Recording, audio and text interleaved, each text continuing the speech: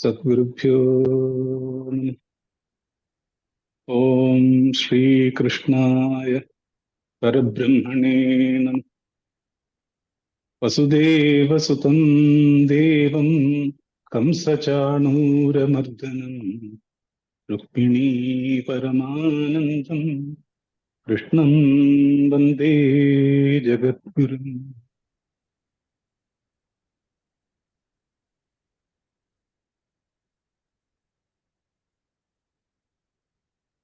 Thank you, Saiji. Welcome back to another session of our Gita. I have been traveling, as you know. Last time I took the call from Ramanji. Can you? Okay. So this time I'm taking the call from Seattle, Washington. In Seattle, Washington, for past 3-4 days, there has been a Gita conversations. Yesterday, they did the entire Bhagavad Gita in 3 hours. They did the Parayan. And then there have been yoga day, there were celebrations, and then there were other celebrations that were happening. One day, the first 6 chapters, second day, the second 6 chapters, third day, the third 6 chapters. So covering the Gnana, Karma, Bhakti, and Gnana parts of that were done. I was there for first 2 days, then I went and came back again to the last part of it, to Seattle. And the chapter, as you noticed in many of your comments, takes a turn to very different place, like what is the para knowledge, para and apara, the whole idea of what we call vyavaharika and paramarthika. And the idea, I think this is first time Krishna really goes deep into what is the true nature of what you might call the Krishna Tattvam, the essence of Krishna. And when you look at the Krishna Tattvam, when you look at the commentary of Shankaracharya or some of them, you look at, see, we just say Krishna Parabrahmane Namaha, like Saiji just said that in the invocation also. So the 3 words which we use, Para, Krishna, Brahman, all of them come together, Krishna Parabrahmane Namaha. And who are we? If Krishna is everything, and if Krishna is the essence of everything that is important, like the water in the 5 elements, he is the one who has created the tattvas, the 8 at a lower level and himself at the higher level. If he is the one, he is creating the Yogamaya, then who are we? And also he says, who I am is clear to 4 kinds of people. And within that, he brings in again the Gnani, the one who has the perspective of who he or she is and who the Krishna is at some level. So this is, as some of you mentioned, can be a very confusing chapter if I were to stand outside of Gita and try to understand this chapter. At the same time, when you can speak from wanting to know the true nature of yourself and surrender to both at some level the Maya, because sometimes the only way to go beyond the Maya is to recognize that the person who is creating the Maya is actually with us. Once you see, it is like sitting in its, cinema theater or in front of your television and experiencing what is being shown on the screen. There are times when we get deeply embedded into the story and into the pathos and the ethos of what's going on the screen. We cry, we smile, we engage fully. But at that time, at some level, while we are engaging deeply, we also know who we are. We are not the one in the movie. We are the one who is watching the movie. There is a Sakshi Bhavana which is there. Similarly, in this particular context, when the whole idea of higher knowledge or Paravidya, Bhakti, and recognizing the divine in us and in everything else, because there is nothing that is not divine. There is nothing that doesn't contain the consciousness, if you like the word consciousness. There is nothing that doesn't have Krishna Tattvam, the true nature of Krishna that he is talking about. In all the people, in all aspects of life, when we can look at that, so today the question also is going to be the same thing. How can the principle of there is nothing but Krishna, and what we need to do is to surrender to that Krishna Tattvam. It is not just having the gnana, it is not just having the right perspective or right knowledge. We also need to have Vijnana. We need to experience it, because otherwise it is just a bhavana.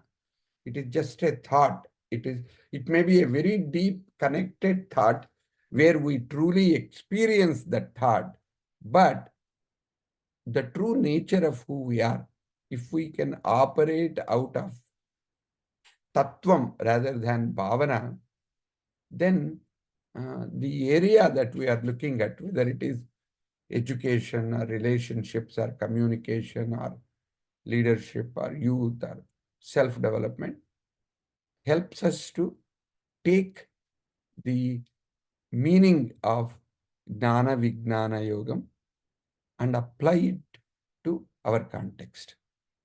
Of course, like somebody said it very nicely, when we think we are applying this knowledge, we are outside of that knowledge. But truly, the surrender in this particular chapter mean recognize that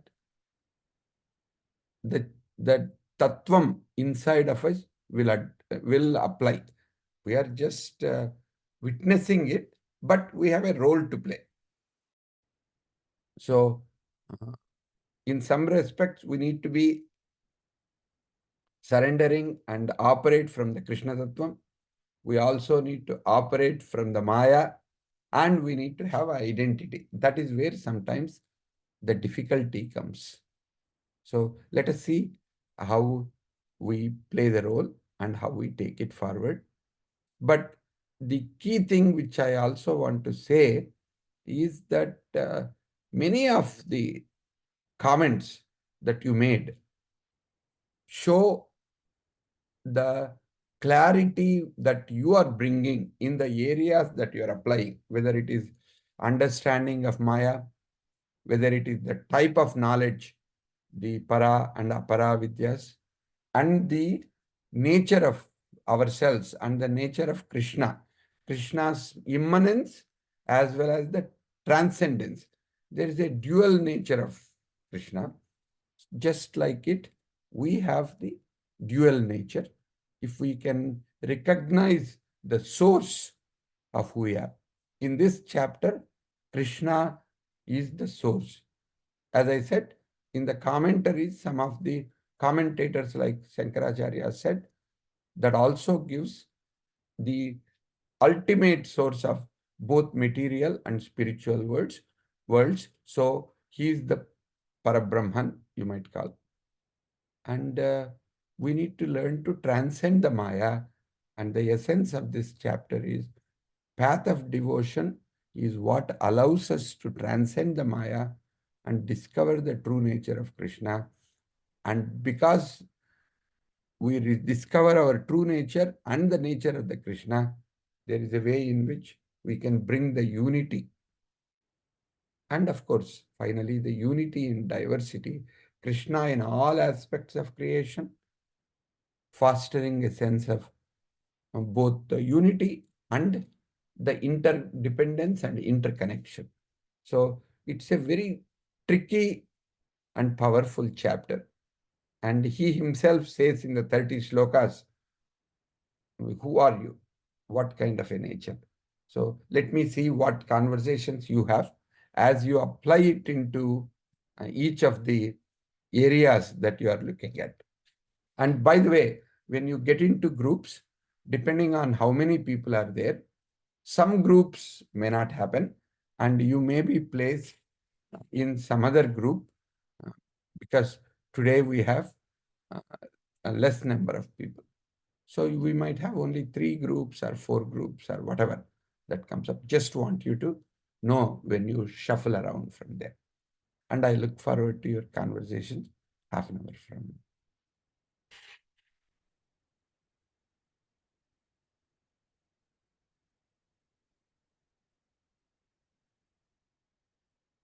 You might also want to develop and leaders in your group giving chance for somebody else to report out instead of Shyam, Arabindo, and some of, have you considered other people to present for you instead of you presenting? That would give a chance to know, and then you can coach them, you can mentor them, you can add what they are not saying, kind of stuff also.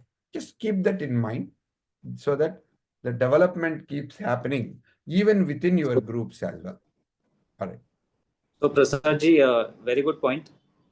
In fact, in today's conversation, we had a good audience of 5 people. And I actually was going to ask this from Tara, but she was steering a lot of the conversations today. So I would actually request Tara, if you can actually do the summarization, that would be quite helpful. Okay.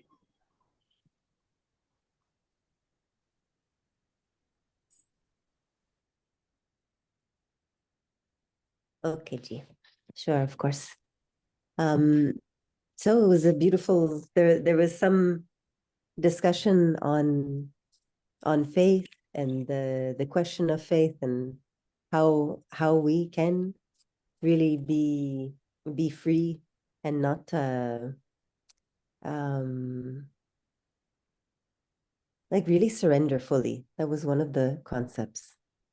One of the other concepts came up almost like the archetypal group, like these quadrants, yeah, of when Krishna divides those who worship into the 4 types: the person in distress, the power seeker, the wisdom seeker, and the sage.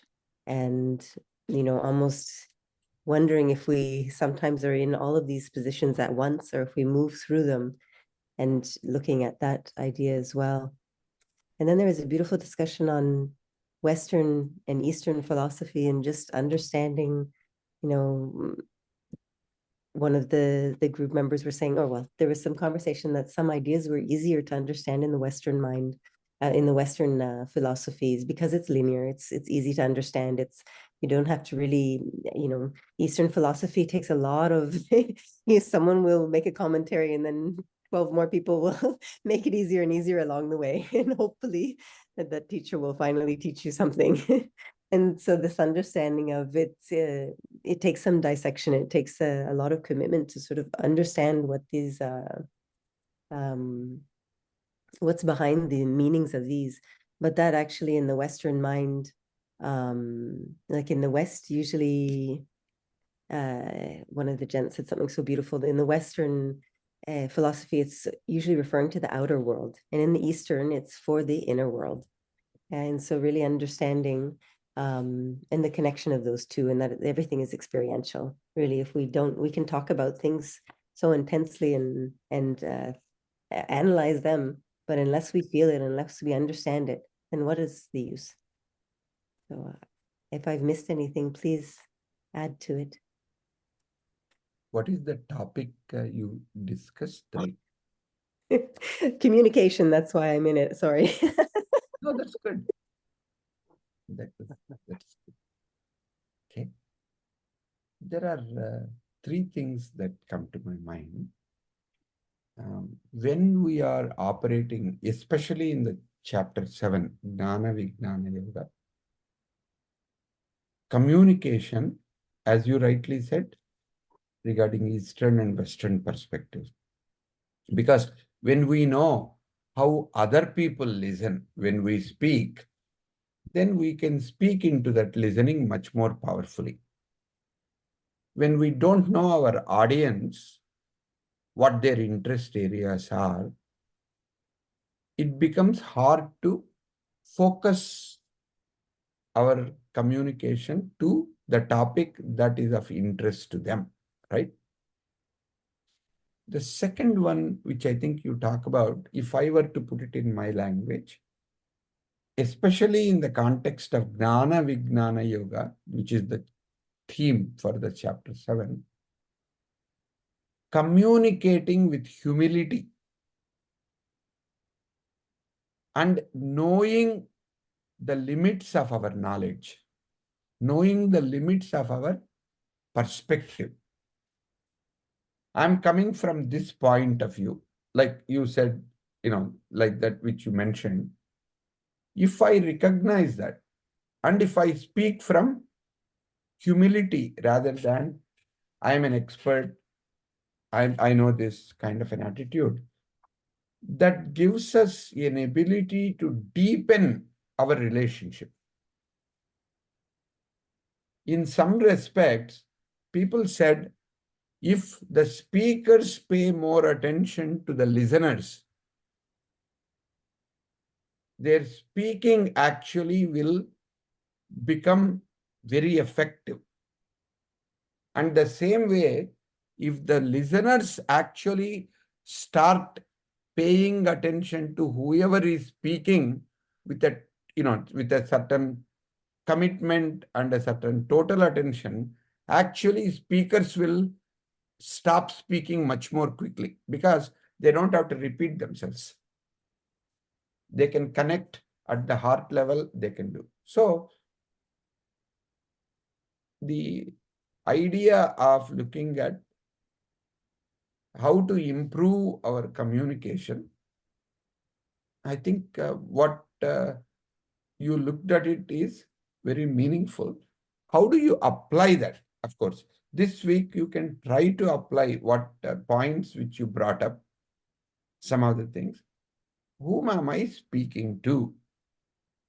How interested are they in my speaking? And also, what is the attitude or state of mind from which am I speaking? So, am I speaking from the Maya? Am I speaking from the Krishna perspective? And am I listening? I mean, when I'm speaking, is Krishna listening to me? Or is some Kon Kiska listening to me?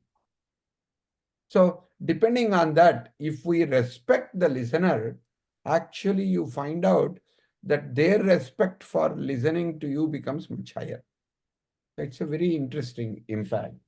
And thank you for the comment you made and the discussions you had. I hope each week when you guys are discussing, I hope you take some theme that you want to try it out and practice it out of the discussion that you are having. Right? Thank you. Arvindoji. Yeah. Yes, sir.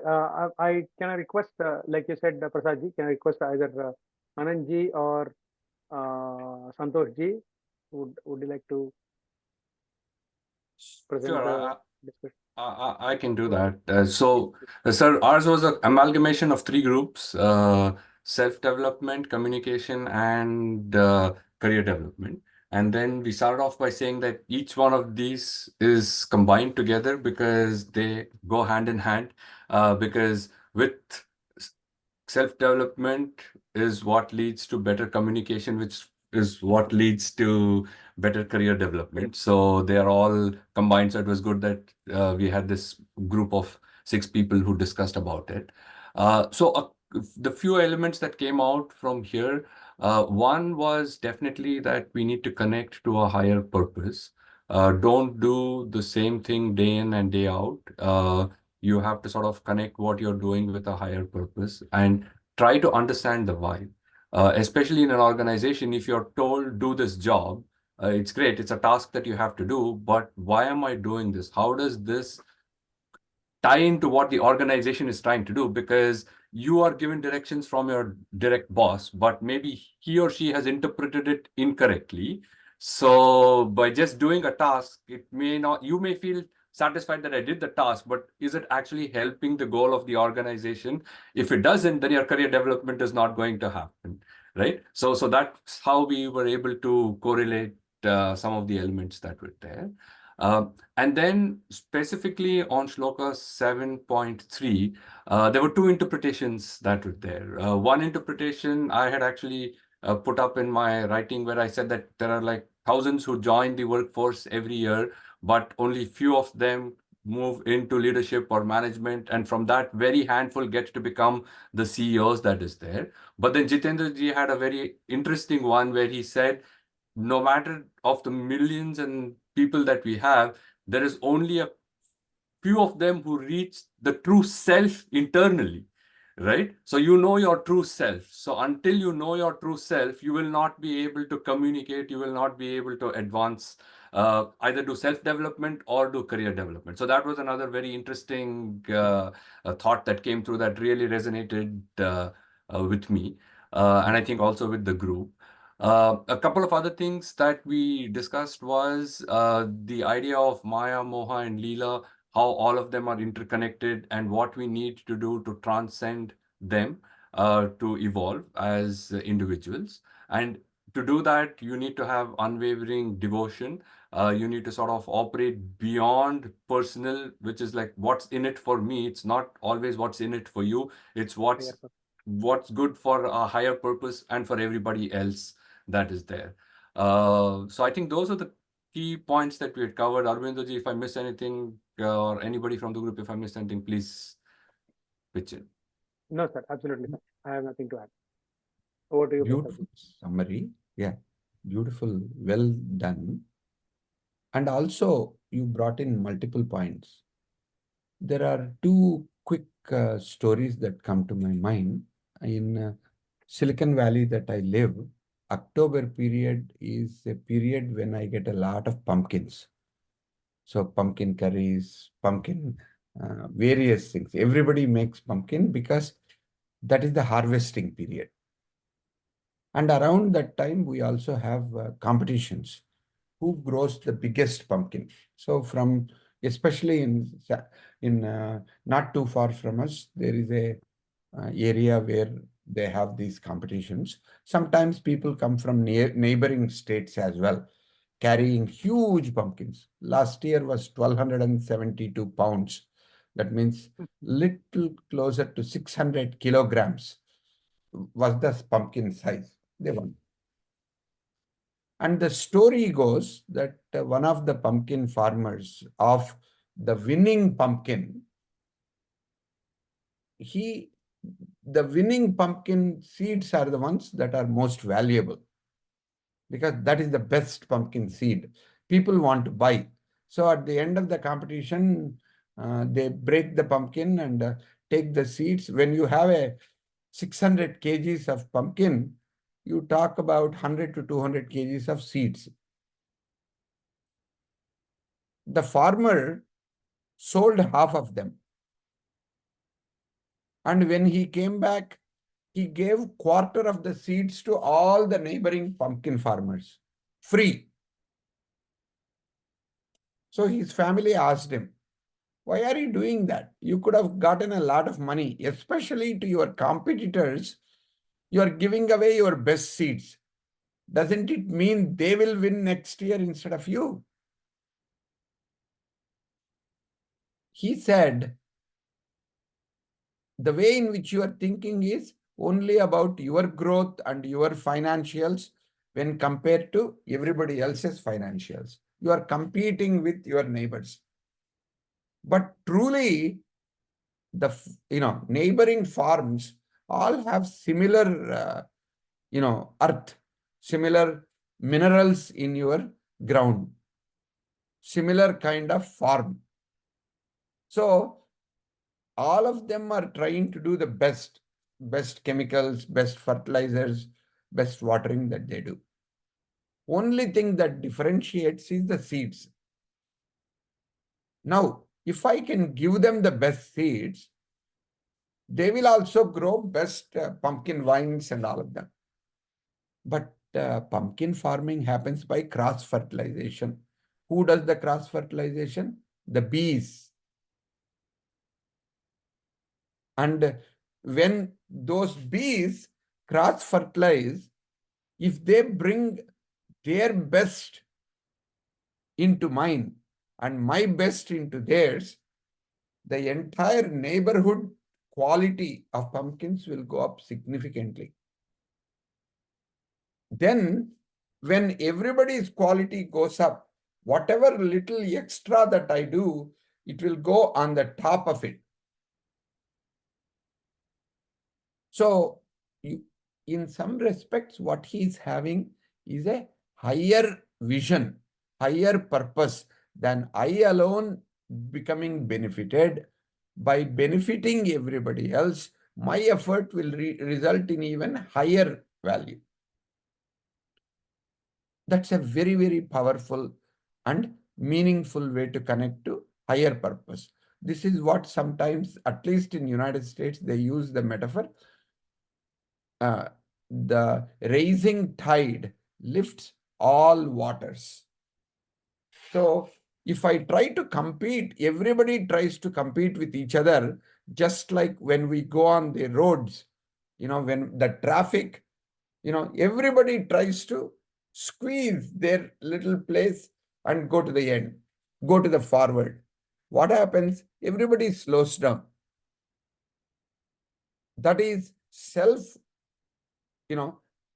trying to go home quicker than everybody else, but everybody thinks the same way and the traffic jams occur. So these are two different examples of, if you want to go higher, if you want to go faster, support other people who are also going in the same direction. So career development, if you want to pursue a career with a sense that I should win, everybody else should lose, doesn't get you very far. So same thing with the students. If students get into group study and everybody helps others with the subject they know very well and learn from the others what they know, as a matter of fact, the entire group will get higher grades and higher marks.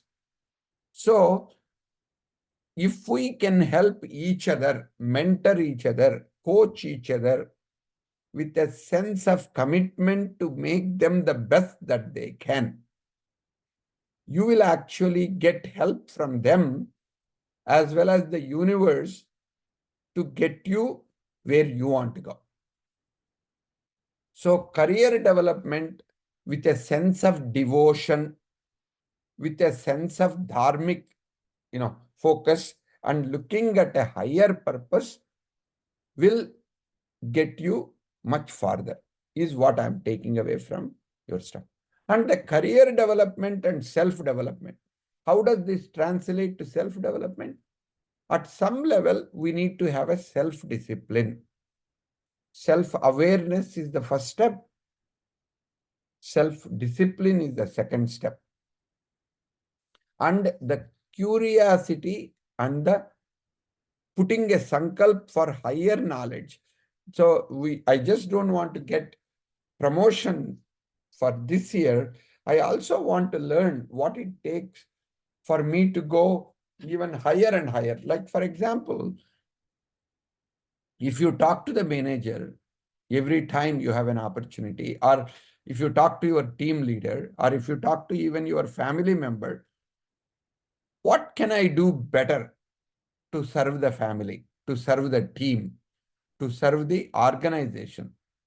What are some 3 things I'm not operating at my best that you would encourage that I make a course correction? If you frame the question this way, not because you don't have to link it so that I can get a promotion, so that I can get a bonus, so that I can get ahead. You don't have to say that. If you were to say, what are 3 things I can do better this quarter than I have done last quarter, so that you will get better outcome from me? Chances are attention they will pay towards you, and your rank in the group will go up automatically. So that self-awareness, self-discipline, and humility are some of the things that will help you go further in self-development. So you talked about self-development group, career development group. What is the third group people were there, Santosh? We had communication also. Communication also. I see. Okay. So, as I mentioned already, communicating with humility, not as if I'm telling you better shut up and listen. You are giving me an opportunity to speak, just like Aurobindo ji gave to Santosh ji. Suddenly, when somebody trusts me, then our performance gets better. As a matter of fact, we might have not prepared, or we might have stage fear, or we might not be ready to actually consolidate our thoughts and organize our thoughts. But suddenly, if, just like Shyam calling Tara or Aurobindo calling Santosh, when we are given an opportunity to do something beyond our expectations, even without a preparation, because they are willing to listen to us, the quality of our communication goes up significantly, as we have seen. So these are some things, knowing in this, the gnana is that having the perspective and knowledge. Vijnana is experiencing it in our group right now as we are all speaking. When those two combine, it creates a disruption to the Maya that we have. Disruption to the way in which our conditioned mind keeps thinking within the box of our experience. This will allow us to get out of that box, take a little bit of a chance, be courageous to go outside the comfort zone and stretch and grow, in a larger and larger context. Thank you. Vikramji. Thank you. I represent the leadership group, and Chanchalji is the leader of the group. And just like you said, she's been having other representatives represent the group. So Kiranji, Atulji, Ashishji, they've all spoken. So today I'm doing it. So we're kind of practicing what you just said, and hold it. And I commend Chanchalji for that. A few things came out, and I'm going to just look at my notes as I'm speaking. So the first thing was to surrender oneself to a higher power, which I think was spoken to earlier. The intention is not to grab power. The intention should be to surrender your own power, right? So that was one thing that came up. I think the point that was made was ahuti. We have to do an ahuti of our self-interest, right? And we need to trust and also understand that we are all interconnected. So that is very important for a leader to understand. The third thing was the working with grit, determination, and awareness that came up. Self-dependence is very abstract for a person, right? it is easier to be dependent on something else. So just to understand that diverse thoughts come in from others, and that can help a self-dependent person, a leader getting self. So again, it's the same theme. Surround yourself with other thoughts, other people. Evolution of self. There was an analogy that was made about evolution of an individual with the Maslow's hierarchy of needs. It's kind of very similar. That's a Western thought. Yeah, in this chapter of Bhagavad Gita, we also have the evolution talking about all the Gyan Vigyan, which we kind of experience it, right? Very few look for perfection. And so we need to understand, you cannot expect everybody to have the same level of perfection. And I kind of brought up an example here is that, and just listening to you, Prasadji, the thought came in about the pumpkin that you talked about, right? The farmer who's got the 600 kilo pumpkin, he has, and I'm using this term, which is a very common term in the US, X factor. He has the X factor over and above. And who is, it's like the invisible factor. So you can draw an analogy with electricity. Electricity is by itself is invisible. When it comes into a bulb, it lights it up, and it goes into a motor, it turns. So every individual, there is this X factor running between all of us. And that's it. Yeah, these are the points. If I missed anything, Chanjalji, please add. Thanks. Thank you. Yeah, I think you've covered it all. Thank you. The only thing I wanted to add was the way we were trying to create an analogy between the Maslow was the four types of men which Krishna says, are looking for me. The Artha, Arthi, the Jigyasu, and the Jnani. How, as the Maslow hierarchy, as we go upwards, how these four becomes very, prevalent. That's what we were trying to discuss. Very nice. There are a couple of thoughts that come to my mind. One is the Maslow's hierarchy is the Western framework which looks at going from the physiological needs and the psychological needs, below that safety, security, self-esteem, and self-transcendence or self-realization. Similarly, when you talk about the idea of what we have, you said the 4 levels that Krishnaji talked about. We also can look at the chakras, for example. The whole idea of looking at the Kundalini chakras, the Mooladhara chakra, the first one which you talk about, is about fear. Fear controls majority of our behaviors. Fear controls how we behave in a society, how we work in an organization. So most of us make our decisions based on security issues and fear issues. Oh, when we say our children, oh, you should go to computer science, or you should go to medicine, or you should go to something else. Why? Because we want them to get the best jobs and make the most money in such a way that they will not have a problem of taking care of their families. Actually, sometimes people say even the brain is tuned out of fear. It is our brain and our thinking happens in the context of survival, not necessarily growth. So from that perspective, as Ramasubramaniam is bringing, is there necessity to have self-actualization, as something to do?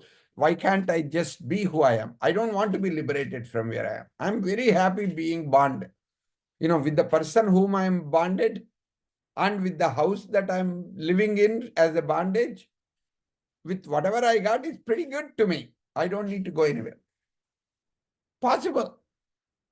But that also comes from a certain perspective that if I go outside of this context, if I realize my true self, I may let go of my spouse, I may let go of my family, I may let go of my money, I may go. And it may get to something completely different. There is a story in India that we talk about as Purandara Dasa. Purandara Dasa is supposed to be called, he was called Navakoti Narayana. He had 9 crores 500 years ago, which was like extraordinary wealth. But in one context, he hears from the person saying that this is nothing. If you seek me, what you get will be far above the wealth that you have. And that gets him into becoming a Purandaradasa and making a contribution. So, Mooladhara Chakra is the fear that prevents us from seeking anything that we don't know, that we don't control, that we have no, what you call, awareness of. So, that is a tamasic, because this is the first time in this chapter Krishna introduces Sattvic, Rajasic and Tamasic, if you notice. The tamasic level is what means we want to operate what is immediate, like I need a place to sleep. I want food to, let go, get rid of my hunger, and I need water because I'm thirsty, and I need a cloth to protect my, my self-respect. So these are some things that come up. That is a tamasic way, and that comes in the Mooladhara Chakra. By the way, Mooladhara Chakra, there are no desires. There are only basic needs and also concrete needs, immediate needs. Then comes the Swadhisthana, Swa-adhisthana. I am grounded in who I am. That happens in the second chakra, which is in the genital region. What does the genital region mean? I need to urinate and I want to have sex. Or another way of putting it in a metaphoric way, short-term desire fulfillment. It is not getting a promotion, but getting a bonus this quarter. It is not about getting a box of chocolates at the end of, the quarter, but getting the chocolate now. This is what in the psychology they talk about. Are you able to resist, the short-term pleasure and withstand your desire long enough so that you can get a much bigger one? But in second chakra level, it is very difficult. I always want what I want right now. That is why it is called the desire-centered chakra. Kamam, our desire is the most dominant in the second chakra. First chakra, it is all fear. The third chakra, which is in your navel area, which is called Manipura chakra. Manipura is the place where goddess, resides at some level. But that's also a place where the greed gets accumulated. That is where it is not just what we need to fulfill the desire today. We need enough to protect and keep it in the bank so that next time there is a lean period, I can draw from there. And I want to make sure that I will never have lean period. So I want to accumulate enough wealth so that for me, my children's children can be taken care of and they don't ever experience the poverty that I have experienced while I'm growing up. So that means the greed becomes the lobha, as we call krodha. First, is that true? Yeah, sorry. I need to say between the first chakra and second chakra is the desire. between the second chakra and third chakra is where you get anger. To a certain extent, you can call kama and krodha happen both. That means I want that. I want that bonus. If you don't give it to me, I'm going to be really upset. And even if you give it to me, you didn't give me more. So I'll get upset. So the anger, that's why kama eva, krodha eva, rajoguna samudbhavaha. These are the two things that go hand in hand. Then comes lobha. I want to keep it all for me. I want to hoard something.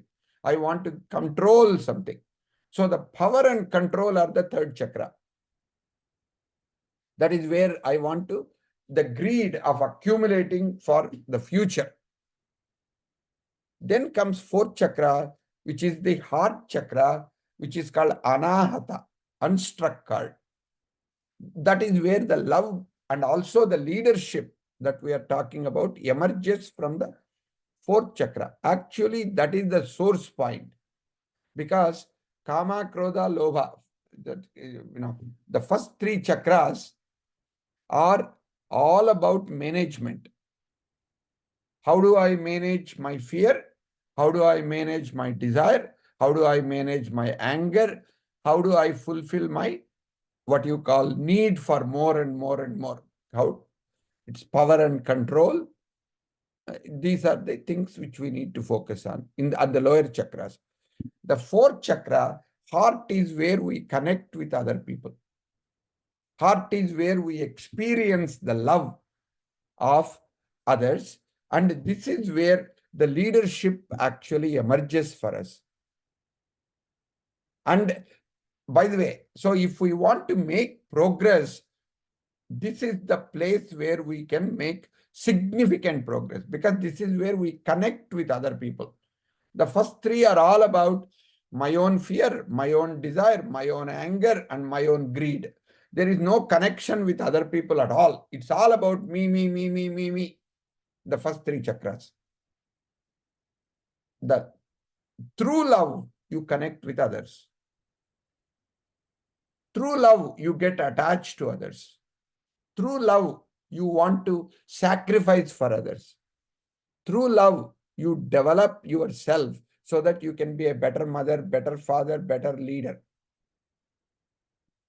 So, the heart chakra, anahata, by the way, this does not happen by hitting two things at like a drums. You need to hit two things to make sounds. Whereas if you look at some instruments where it is not like a violin, it is not like a drum, but more like a flute. Something that comes because you are not having somebody giving it to you, you taking it, or you giving it, somebody taking. There are no two people. There is only your self-expression becomes extremely important. That is when you discover what you truly want to give, what you truly want to share, and with the people whom you love. So that is why it is called a leadership characteristic rather than a management characteristic. You are not trying to manage something. You are trying to come spontaneously from your heart, just like seeing a baby giving a big smile. Even when you think about a baby giving a big smile, it brings a smile in our heart. It doesn't have to be our baby. So the love emerges. It is not like, you do this, I will love you. Those conditional love, which we show sometimes towards our children or towards each other or in a team. Oh, if you do that, I will give you promotion. Kind of things are not leadership characteristics. They are all about managing relationships, managing and controlling whatever we think is within our Maya. That's why these are all Maya related stuff. So to go beyond the Maya, you have to come from the at least fourth chakra, where you experience something emerging naturally without somebody else doing anything for us. the fifth chakra to a certain extent, which is at the throat level. This throat chakra is called Visuddha chakra. That means Visesha Suddham Visuddham. And that means what is that you are Suddha of? Your attachment. Because from love comes the attachment. Oh, my people, my team, my company, I want my, country to get better. So that means even though love is very, very beautiful, it also has a shadow. Just like every one of the chakras and every one of the states have a shadow. Just like even Krishna has a Maya. So that means you always have to deal with the light, means right under the light there is a darkness. So especially the Bhagavad Gita and our Hindu wisdom looks at dealing with the light and the shadow together. We never necessarily deal with the light without the shadow. So the shadow of the love is attachment. But the Visuddha is to be able to go outside where I come from, the collection, the community, the organization. I think beyond that, like what we talked about, abundance mentality, like of the farmer who is willing to give away his prize pumpkin seeds to people who are the nearest competitors. So that means you clarify your thoughts. By the way, this is where the experts come out of. This is where what you call certain Nobel laureates or people who come up with new kind of thinking, innovation and creativity can come from there, because you leave all that behind. You listen to your voice of the divine within you. You are no longer connected with me and mine. You go into, what is the truth that is necessary, that speak from the voice of the Brahman, speak from the voice of the Krishna. That is going beyond the Maya to a certain extent. But unfortunately, that happens in moments. The moment I speak something and everybody gets excited, I say, yeah, I said that. That is my theory. That is my model. I did that. Of course, Maya will take over very quickly. You had a small glimpse into your true nature of Brahman, and then immediately the Maya will come back and say. And that Visuddha gives you arrogance. That is why the humility is very, very important. And then you take it to the next level. By the way, this is the highest you can go. You cannot go beyond. Ultimately, you and Krishna being one, and the arrogance. Even in not only the Hindu mythology, even in the Christian mythology, they talk about the Lucifer, the person who shows light to the God, the light bearer. He was going in front of the God. And he said, I lead God forward. That arrogant thought came, then he fell. Then he becomes the anti-God, antichrist.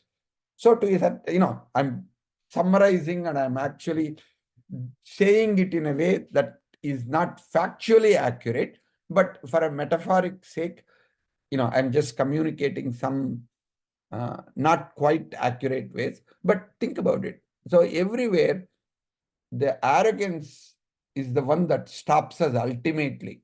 That's why humility is so important. That's why we say Vidya Dadati Vinayam. If you truly learned the Brahma Vidya, because what he calls Paravidya and Aparavidya in this chapter, if you truly understand the para nature of it, only thing that you get is humility. If you don't have humility, whatever you learned is Aparavidya.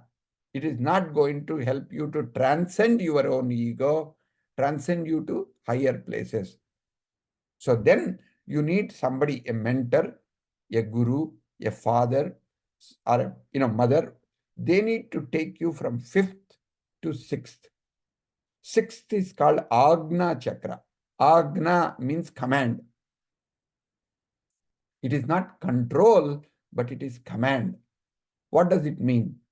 When you speak from the sixth chakra, the world listens to you. Why? In that particular place, you are no longer coming from the arrogance of the individual. You are coming from the collective wisdom representing the universe. That means you are speaking from a higher purpose. Some of you use that word already. You are coming from what is good for the world, what is good for the universe, and from there you are speaking, so the universe listens to you. That is why here there is only duality. Ultimately, I versus the divine. So what is the shadow side? Jealousy. Oh, what you call Sri Ji is getting more coverage than me, the Guru, Sadguru. Or who is this Swami Mukundananda? Why is he getting more? So that means people who are already on a spiritual path, who are already elevated, feeling jealous about each other. I'm just giving it because it is easy to say. Probably those people don't experience jealousy and they might have gone far beyond it. But I'm just saying there are several of us in our own profession. Or I have interviewed several CEOs. At one time when I was interviewing a very, very high level person like a Boeing, Alan Mulally, the first thing he showed me is, I am the number 2 CEO, but who is superior to me? The person whom you worked with, Steve Jobs. He was laughing and all of it, but it was very interesting. I know I love Alan Mulally much more than I love Steve Jobs because of what he was able to do in some aspects of it, even though Steve Jobs was a genius in more respect. But even when you are shining light for the whole world, there is a slight amount of stuff. I'm not number 1. I'm still number 2. That is the jealousy at a very subtle level. When we let go of that, that means we let go of the identity. That is what is called merging with the Krishna Tattvam. That is where it is this Sahasrara, the head, it is on this part. That means just like the hair on the head cannot be differentiated or identified from one to another, the divine takes 1,000 ways, 1,000 forms. Like some of you are familiar with what you call Sahasrakshas Sahasrapat Sabhumir Viswato Vrutva Atyadistad Dashangulam. What is that sees with 1,000 names, which has 1,000 names and 1,000 forms and 1,000 eyes? And in that particular one, we are all part of the divine, and we operate without name, fame, or recognition. That is the 7th chakra. It is called Sahasrara. Okay. So the hierarchy in these 7 chakras can be something which can replace the Maslowian hierarchy, because Maslowian hierarchy stops at realizing oneself. But our 7 chakras take us to transcend that oneself, takes us to merging with oneself and operating as one. So those are some things which got triggered. Because today there were only 3 groups, I just wanted to cover some of it. And I know Kiranji had a hand up. So if you want to ask or say something, we can take it. No, I just wanted to reflect on the point you mentioned, giving opportunity to other people in leadership development. I remembered in my first job when I was like 18, 19 years old, my boss sent me to a meeting with the most difficult difficult meeting. I was not aware, and I went there confidently because I knew the subject. I just answered the questions, and I feel, I mean, that gave me a confidence like anything else. Um, so yeah, I mean, I could relate to when you were saying that giving that opportunity to younger people is also a great leadership by the leader, trusting them and giving them a chance, because Yeah. it breaks so many barriers. The distance covered in that one meeting is significant for me personally, and that is what I believe when I work with younger people. Um, you treat them like you want them to treat you. I think that I mean, age, experience, expertise, I think these all break away very easily. Yeah. Yeah, thank Very you. nicely put.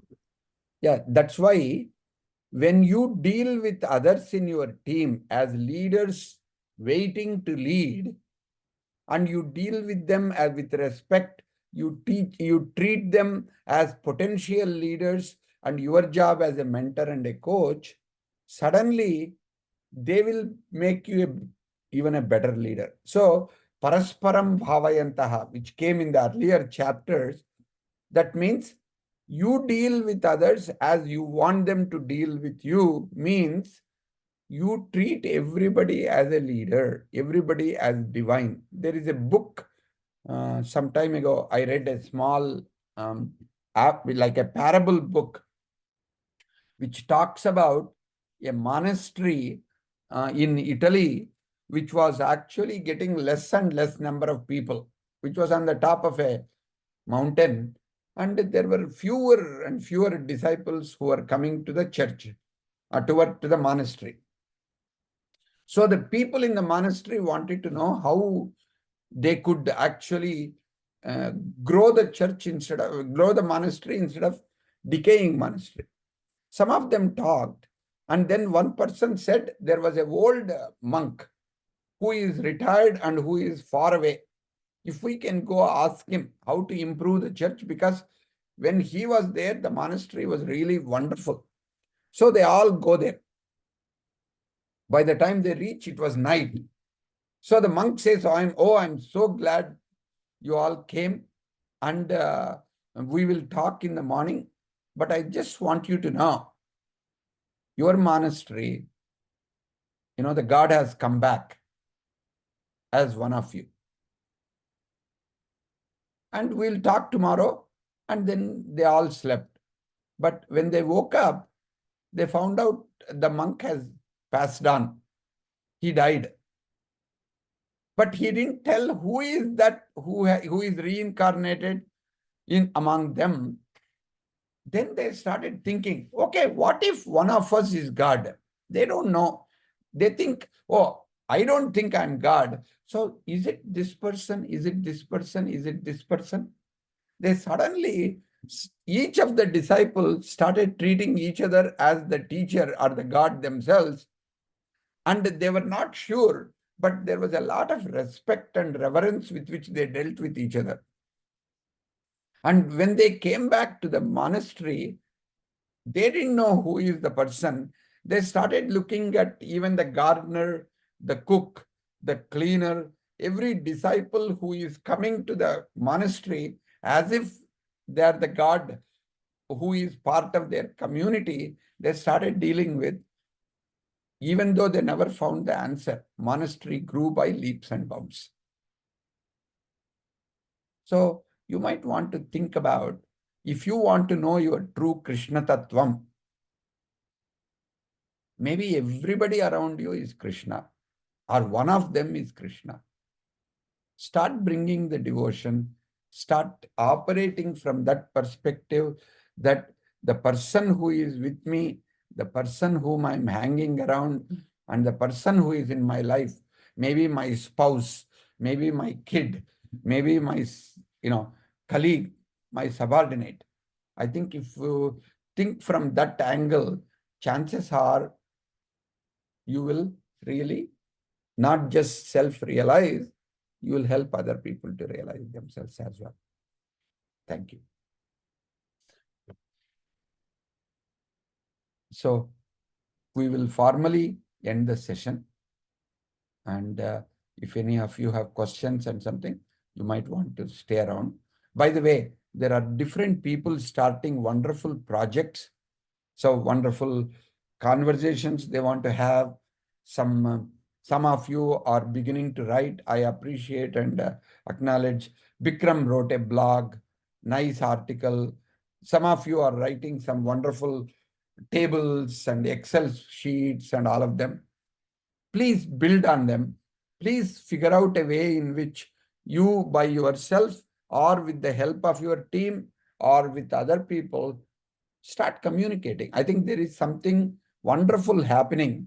And as I mentioned to somebody, already in this community, by the way, where I'm in Seattle, those people like Suresh Srinivas was part of the community. Dr. Venkatraju was also here. Swami Bodhananda was also here. When I shared what we are doing in our group, in our Gita group to the Seattle group, they took on some projects. Some of them are saying, one person said, I have 18 months before I turned age 50. So every month I'm going to go to some place, for hike or some other activity, and I will recite one chapter of Bhagavad Gita wherever I am. And by the way, I will make those opportunities open. If any of you want to join, either in real time or in virtual space, you can join. That is going to be our Gita project, he was saying.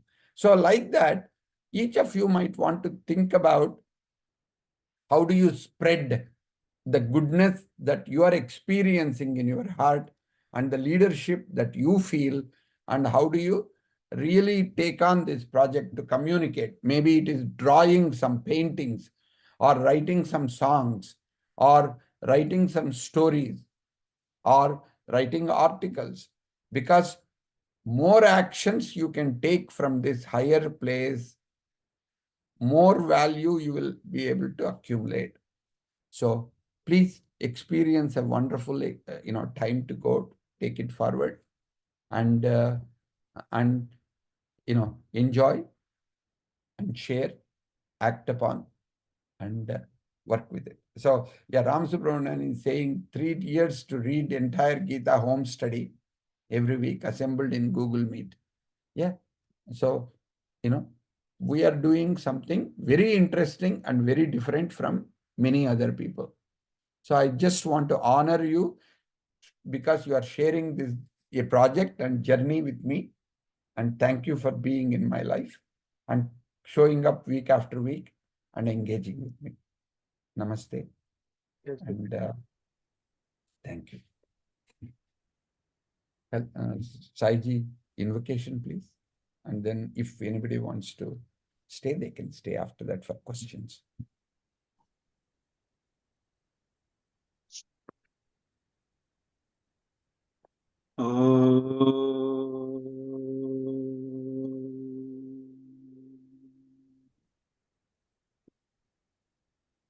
पूर्णमदः पूर्णमिदम् पूर्णात् पूर्णमुदच्यते पूर्णस्य पूर्णमादाय पूर्णमेवावशिष्यते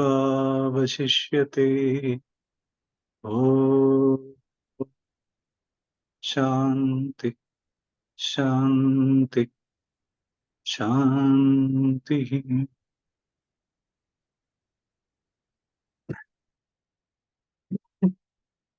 Saiji, you have a wonderful week. Look forward to, on Wednesdays, we are still having some wonderful conversations. If you have any questions or if you want to go deeper into any one topic which is arising in your small group or in your life or a project that you have taken on, I think Wednesday is an opportunity where very small number of people gather. We will have a detailed discussion we can go into on topics which you want. Welcome and namaste. Thank you so much. Thank you.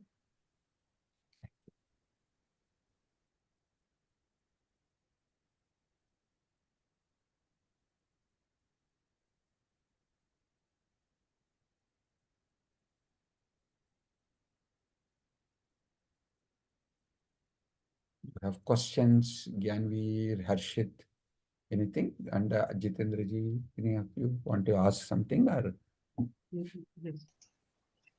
Yes, one thing comes to my mind. Somebody is Yeah, please go ahead. Okay, thank you so much. Like we discussed today that with small mind, we in career development, what happens is that if the boss is having the small mind, you may not even get the career progression. Yes. And even if you have a bigger mind than your boss. Yes. So how to deal with it? Because this is a to and fro journey. Okay, I am now out of this cat race, but this keeps on coming to my mind that how to deal, because when I say to and fro means mind again and again goes back to the results and not just the process. So, what would you say about it, and especially for the people who are still in the race? How I would address that is, in the 6th chapter, the previous chapter, there is a particular part, Abhyasena tu vairagyam. Abhyasam, practice, vairagyam, letting go that he will ever change or she will ever change. Two things. One is, instead of looking at them having a small mind, say, just you visualize as this person is having a bigger mind, except that they are constricted by something that is going on in their life that is making them act as if they have a small mind. And then let us say, every time you meet them, I hope whatever barrier they have to act generously, act with a bigger mind, act with their Krishna consciousness instead of the small consciousness. I want to pray for them to find their full potential. I found many times things begin to change because we have the 4 statements, they are called Mahavakyas. Pragnanam Brahma defines what the nature of universe is. Then Aham Brahmasmi, experience of that consciousness within me. Tattvamasi, I am not just the one who is experiencing, you are the Brahman as well, that you are. If I think I am the Satchidananda, but everybody else is a useless fellow, it is not worth talking about. Then we are mistaking because we are really looking at it. So now instead, if we can change that in the other way, what if we say they are exactly the right people? This manager who appears to have a small mind showed up in my life and he is blocking my career because there is something else I need to learn from this particular job, this particular opportunity. I don't like them. I don't like their attitude. I don't like how they think of me, what they are doing to me. But they have been put in my life because they have something very valuable to teach. Can I surrender? Because this chapter, ultimately, it comes down to surrender. Can I surrender and say, they are actually the Krishna and they are here to teach me? What do I need to learn so that my career progression can go? These are some thoughts which might help me to figure out a way to break that logjam with a small-minded manager and a person who is restricted in their growth because of that manager. And when you do that, you might even get opportunities to get out of that particular role and get into something else. Either that or, like a very quick example is when I was doing consulting for a company called Cisco in the Bay Area, there was another person called Krishna. He happens to be the manager. He asked me to go give a talk in his group. So I gave a talk. There was an American guy who came and told me, I know you are a friend of Krishna. Can you help this guy, Krishna? Because, at that time, by the way, 25 years ago, there were not that many Indian managers. His way of doing it is always criticizing what I'm not doing right. He is always trying to micromanage me. I know he knows a lot, but he doesn't have to show how much he knows every time he opens his mouth. I'm having a real difficulty. Please, because you are also an Indian, tell me how do I work with an Indian manager so that I can be successful. So I gave him some suggestions and jokingly I told him, if you think what you call, he is a person, whom you don't like to work with, why don't you go work in another group, apply for other jobs? He said, other than this person's attitude, I love my job. I love what I'm doing. I'm getting a lot of requests actually from recruiters to recruit me somewhere else. I don't want to go. I'm doing my ideal job, except that I have a less than ideal manager. Then as a last thing, I said, maybe you should send those recruiters to your boss. Maybe he will go away. I made a joke and left it. What was interesting was after about 4 months, Krishna told me he moved on to a nice another job in another company. And he told me this guy, Abraham, actually was the one who put him in touch with this recruiter. And that recruiter asked for Abraham to join the job. But it seems Abraham convinced that Krishna is a better candidate for that job than Abraham himself. So Krishna is so grateful for Abraham. He fought with their managers to make sure Abraham is now promoted to the next level. And now they are best of friends. Abraham never told me that whatever I jocularly said, he followed it through. But the result is something extraordinary that happened. So you never know. Our words have got power. It depends on how they take it and manifest it. Yeah, I also experienced similar kind of thing. Means I and my boss were not going well, but someday after he was transferred to another function, I was told that his boss came there. He had some conversation with my boss, and then he went to MD and said something is wrong in the organization. So this person is to be shifted somewhere else. And Wow. today we are good friends also. Nothing wrong. So, but yes, this happened. And also I realized that this is happening in the relationships also. Exactly. This happened like a few months back, I was praying for my upstairs neighbor. Oh God, give Yes, him you some. told me. So something improved. Then suddenly something, when I said to and fro, something happened few days back. A guest has parked his cars, and this guy came, started parking his car, and his wife came and pushed the bell so fiercely that I also got agitated. What is this lady doing? But then my wife said, "Oh, don't say anything to her." Then I said, "Okay, fine." Let me. Uh, but slowly things I think are improving with him, and more are improving with me. I'm becoming more calmer. I'm happy to hear that, because that's exactly what happens. See, Krishna is not somewhere else.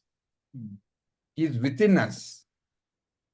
But each of us have got a bipolar attitude. It is the Prasad attitude and the Krishna attitude. When the Krishna attitude, everything works. When Prasad comes in, everything goes bad. So I need to pick and choose whether I worship the Krishna in me, or this one. That's what they call, even in Native American tradition, there are two, what you call, wolves in each one of us. The one that you feed is the one that will win. So are you feeding the Krishna Tattvam, or are you feeding the inferior, jealous, petty human being Tattvam? So, and this happens in relationships everywhere. Thank you for that, Jitendra. And also, I would like Now, to 1 second, bring. Jitendra. Yeah, Let sorry. me address those also, and then I'll come back to you. Gyanveer. Yeah, thank you, Prasadji. And so in our group, we had a discussion, and I had a little, I would not say confusion, basically, but it's more of a matter of a skill uh, regarding communication. So from the aspect of looking at things, that each individual has different journey, his mental capacity, intellect is different, his attitude is different. But in an organizational setting, or in interpersonal relationship also, uh, the ultimate purpose of all communication is to convey your viewpoint, or convey yourself across. So how does one actually develop the skill to understand the level of arguments that one should take? Say the same point probably needs to be conveyed to a laborer in a different manner than a CEO. Correct. So, and I mean, these are two extremes, but there are people who are probably you are interacting on day-to-day basis with, who are at your own level, but still they have different approach towards things. Yes. In these little bit in terms of how does one cultivate this skill of understanding the level at which an argument needs to be shaped. Okay. Excellent point. So, The best way probably we can start. We don't know how any conversation ends up. We only know how we can start the conversation. So the best way I found to start the conversation is asking more questions.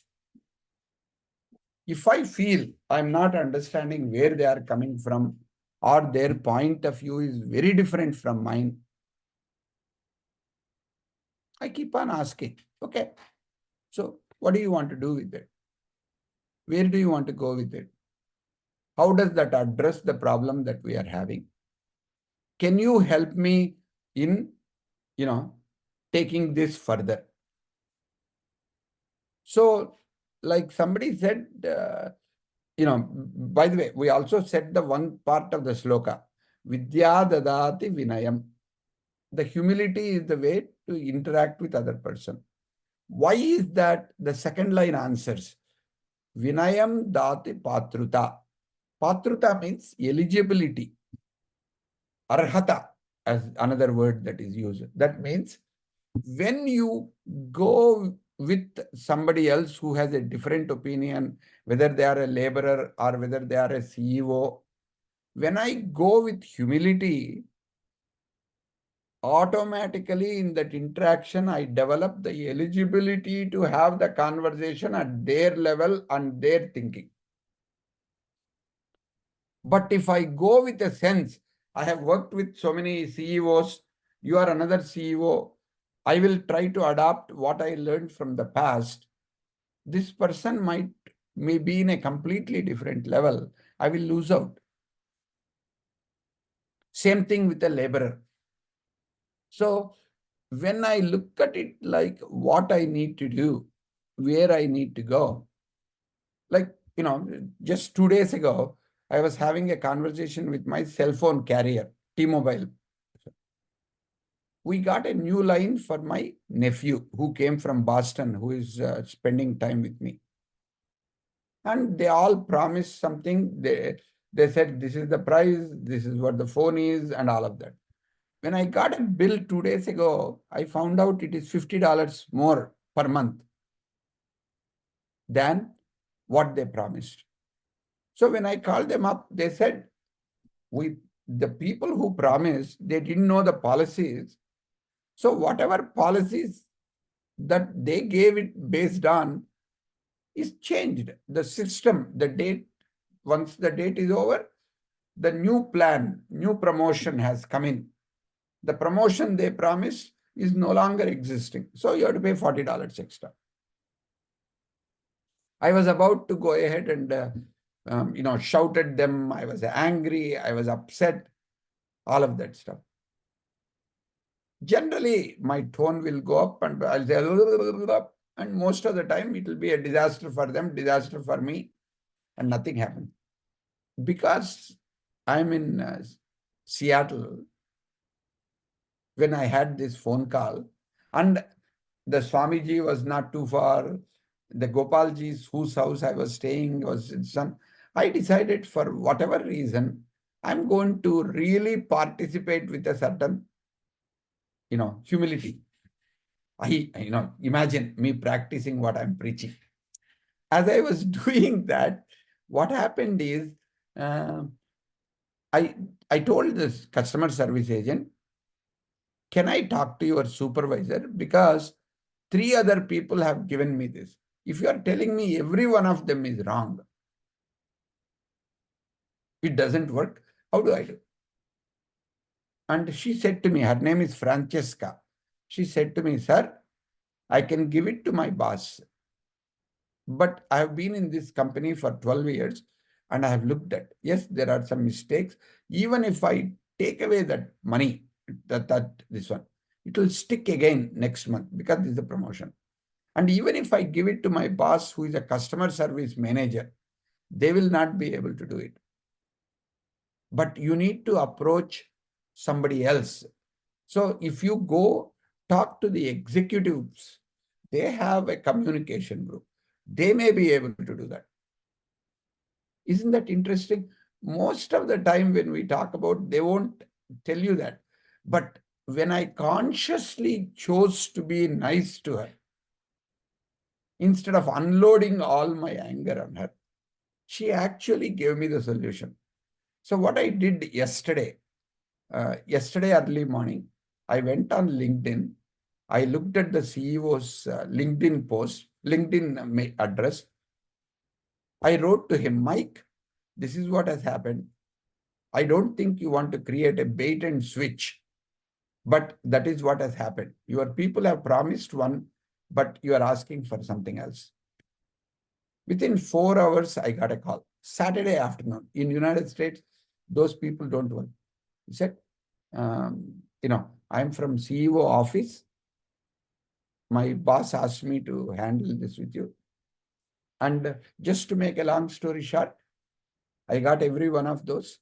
He said, only thing which I need to do is I need to change you into a different rate plan. And so that you are not considered to be a grandfathered plan and this rebate doesn't work or something else. I'm doing everything. You don't need to return anything. Your $40 a month extra is gone and you'll have the similar plan. There may be some difference, but it is not that. So I'm suggesting to you, whether you talk to a CEO or a laborer, if you come from the perspective that they may be Krishna incognito, they are hiding their true nature. They may show up like a laborer. They are actually the person whom you have been waiting for to talk to. Magic can happen. Thank you. May I add to that? Thank you. Yeah. So for the longest time, I've been in customer-facing roles and where you interact with people at many different levels. Sometimes many different levels are present in the same meeting as well, and with extremely different mindsets, right? So very technical people to CEOs to business line of business leaders and such. Right. One thing that we tend to do in such kind of situations is to understand the emotion from which they're coming from, because each of them is coming from a very different headspace into that conversation. Correct. And we are coming from a different headspace. So we try to imagine what might be their headspace that they're coming into the conversation with. And like Prasad ji said, start with a few open-ended questions to see where they are at. And then, calibrate our response. And in a situation where there are multiple different personalities with different priorities, then the way we carry the conversation is we give something to everybody or explain it in a way. The same concept, the CEO looks at the big picture, the architect looks at, okay, what does it mean in terms of iterations, deployment, or evolution of the product, and so on, right? So you just give one or two bites to each of them so that they feel engaged in the conversation. And then in the end, even in the summary, as you summarize, you talk to everybody in the room, right? So essentially, it comes to understanding their emotional profile and where they are coming from and what are they trying to solve yesterday. Very So nice. some of those have helped me very much in aligning with them. So before you deal with the content, deal with the emotional context of other people. So when you connect with them at a heart-to-heart level, the head issues can be resolved much more easily. Is that a fair way to put it, Anand? Yeah, absolutely. Yeah. Thank you. Harshit, did you have any question, or I just wanted to check with you also? So, yes, so I have earlier you replied on my question regarding my confusion about UPSC and MBA. So, the thing is that in India, like in India, it's very expensive to do MBA. I'm not saying in terms of even if you clear the big exams, it is still expensive. And Yes. Here Kiran sir has done ISB. And if nobody wants to go outside India, because there is this, this picture that if you want to do the kind of MBA from outside, you can do that from ISB in India. Even that is also not very cheap. So my notion was, because now I have worked 3 years, I have seen that people who have done MBA, they are coming in the same managerial role in India. And even if there are new jobs in India, they're still coming in a managerial role. So why it is so much hyped? Like why MBA is so much hyped? Is it because the outcome, the salary is so high? Or is it because it actually, changes the kind of working? Because the kind of work I am doing and the people who are coming from IIMs or they are doing the same work. It's just my pay scale is very low and their pay scale is very high. So I am in this dilemma that why these people are treated so good after their MBA, because what they are doing and I am doing, it's almost the same. I don't know the reason for it. Yeah. I cannot try to proclaim that I have an answer for you. Only thing which I look at is, think about it and say, if you were to put yourself in your manager's eyes, Yes. what do you think that person will see that you don't see? Can you just for a moment think about it from your manager's perspective? What does he see in terms of your strengths and weaknesses? What does he see in terms of strengths and weaknesses of other people? If you can become that witness for a few minutes and then see, is there even one or two positive things that he sees in others that he wants you to develop and you have not yet fully developed? If you can identify them, that might reduce, first of all, your own angst. Second would be, if you identify 2-3 things that you may have to develop from looking at it like this, then identify your own plan. Let us say for those 2-3 things, what are you going to do to be better in those areas? once you identify the subject and the plan to improve it, take those to your boss and say, you don't say, oh, you have been treating me badly or anything. Say, I am seeing these are 3 areas which I need to improve on. And this is my action plan to improve on it. What is your perspective? Do you think these will help me? Or are there other things which I should do to improve myself so that I am as good as I can be? I want to be the best person to do this job. I want to develop all the capabilities I need to excel in this job. Can you tell me whether these are the right approaches, or do you have any other suggestions on what else I can do? Chances are they will give you that, and that will open up a whole new door. And one more question is this, that because you said this thing, so this is my new job. Like I left my previous job, so I realized this thing in me. Many people used to say this, but I myself realized that I am a very bad listener. Okay. So yeah, so this is not my manager's comment. This is my family people, they have said it. Yeah. Or some of my friend, for example, very close people have said this, and they have not directly said that I'm a bad listener. They might have said, "Arey, like suna nahi humne," yeah, something like that. So then I try to improve it. But when you realize, to neglect straight away कि मैं ऐसा नहीं हूँ. But now when I started realizing that I realized that it is not a bad thing, but it is just I'm unable to channelize that energy. For example, the reason I'm a bad listener is because I have so much to say. Like continuously, the things are running around in my mind. So what do you suggest? How should I keep up with that? Because now I have adopted meditation as well to calm myself.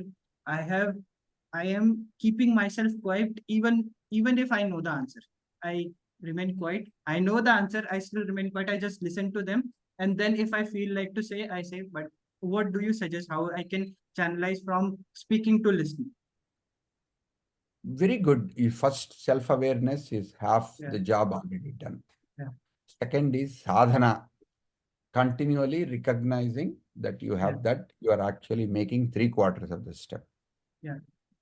Especially by adapting meditation, because the mind keeps on wavering, and the only way you can quiet the mind and reduce the number of thoughts that are occurring is one is learning to focus on listening. Second one, you could also do, if you want, you can write some of these ideas down. When they are saying something, let us say you are getting a lot of ideas, jot them down. So that way they are not lost. Okay. And once they complete what they are saying, by the way, what are they saying? What are your ideas? Keep on writing. So tell people, when they say, what are you doing when I'm talking to you? You say, I'm documenting your thoughts so that I actually can look at them as whole and then respond to them. So then once you write them down, don't look at breaking down, for this point I need to answer this, for this point I need to answer this. Instead of that, look at for the entire piece they talked. What is one answer that you can say? That might actually get you to next level. So if you look for what is one thought that might be helpful instead of all the thoughts, that might open up much more opportunity for you to listen in a meaningful manner. All right. Thank you very much. And Anant, right after this, if we can have a quick call, Sure. I want to talk to you a little bit. Okay. Thank you very much, Satya, for you. staying and facilitating our conversation. And you have a wonderful, wonderful week, all of you. And I'll connect with you if you connect on Wednesday. Otherwise, thank you. Thank you. Do you want me to